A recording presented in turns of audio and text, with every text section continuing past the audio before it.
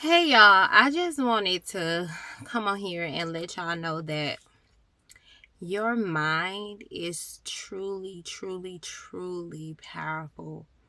Um, Whatever you consistently think about is what will definitely manifest into your life. I've been doing my best to transform into a patient parent. I used to have an extreme lack of patience, and I know that that was like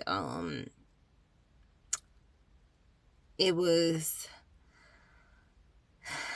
something that was ingrained in my subconscious mind, because of how I was brought up and how I was raised, and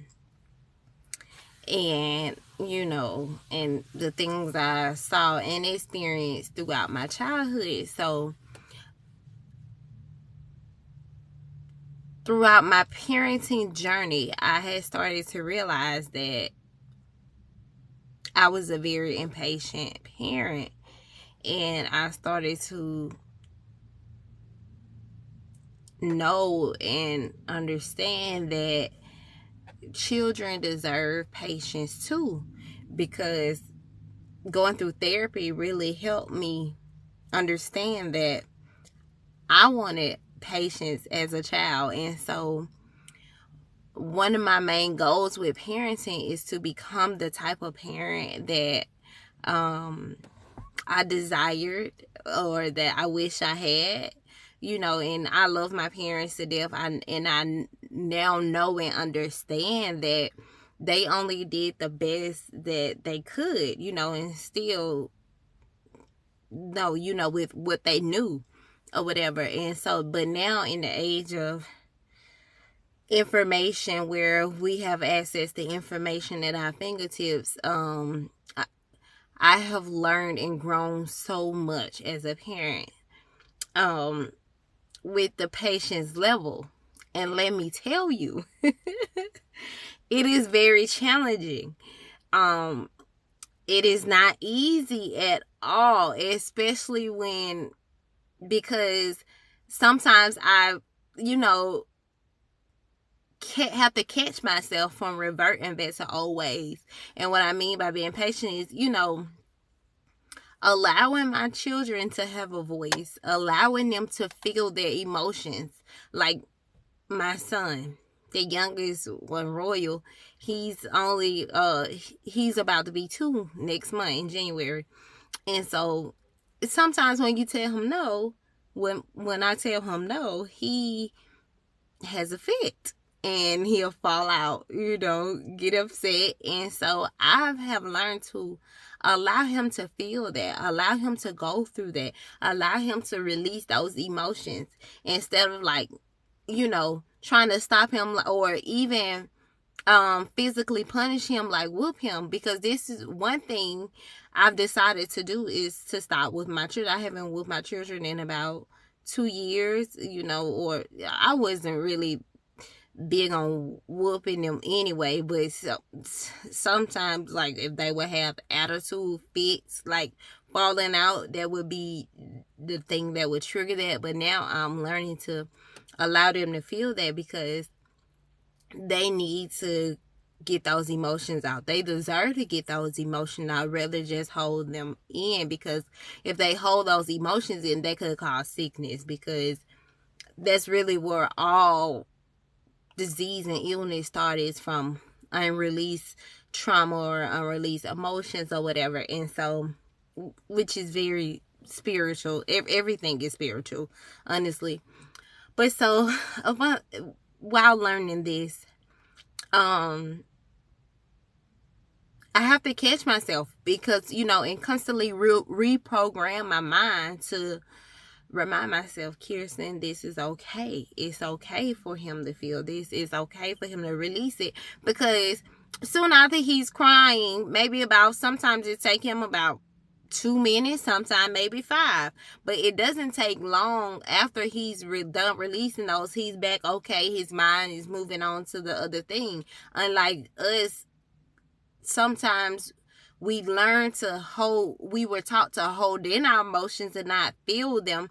And so that bottles up in us. Or two, during the teenage years or puberty years, if you're not allowed to feel your emotions correctly, when you do start to feel them, you sometimes sit in that, and that sit in those emotions, which is sad or frustration or angry or anxiety, and it causes like illness and disease. So I'm saying all this to say I'm learning. I desire for my children to be mentally healthy. um a lot of us, because all is mind, like all is mental, and it's okay, it's totally okay to feel certain emotions like sadness, frustration, anxiety, anger. It's a part of the human experience, and it's okay, especially like in our community. It's not accepted. Like we've learned or been taught that boys are not supposed to feel those emotions at all, which I totally disagree now, and I used to think that way as well. That was another thing that I had to reprogram my mind to and correct with my oldest son, because I also was raising him up that way. And now I let him know, like, it's okay for you to feel your emotion. It's okay for you to cry if you sad, and so now he can call me. I cry. If he's crying, I know how to nurture him. I know how to be there for him. I know how to let them know, mama still love you. And that's important as a parent, that especially if you want to be a highly effective parent, it's okay for us to allow our children to feel their emotions, because then they grow up to be mentally healthy adults. Because every emotion don't feel good. Sometimes you're going to have experiences where you're going to feel bad emotions, and you should be allowed, and it's okay. Like we have to teach them that it's okay to feel that. That's very important, especially if we want to raise mentally healthy adults. So I'm just saying all that to say, the mind is very, very, very powerful. And, during childhood, the mind is shaped, and you were learning, like, your subconscious mind is being programmed with how you handle situations and deal with things, and that those are the most important years of their life. So if you didn't know, like, your mind is very important and very powerful, and do your best. My advice is to, do your best on reshaping and changing your mind, unlearning and unlearning the ways that don't serve you, and relearning things that serve our highest good and highest purpose, because we start to pass those habits on to our children, especially in the Black community, because that's the community that I'm in. I can't speak for nobody else. I'm only speaking from my experience. But yeah, that is important for us to really, really understand that our minds is very, very, very powerful.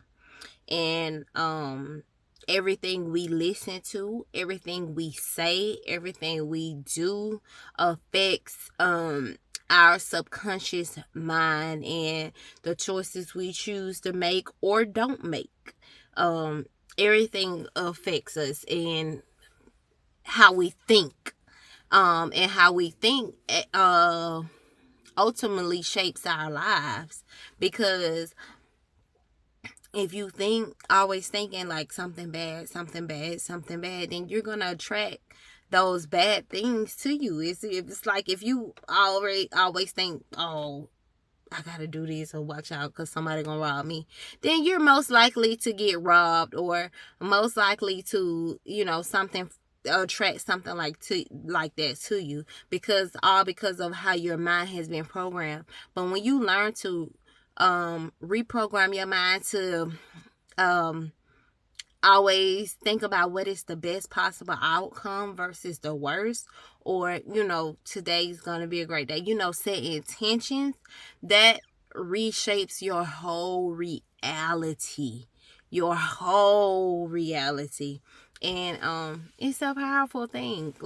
And that's the first universal law. If you don't know nothing about universal laws, I encourage you to study universal laws.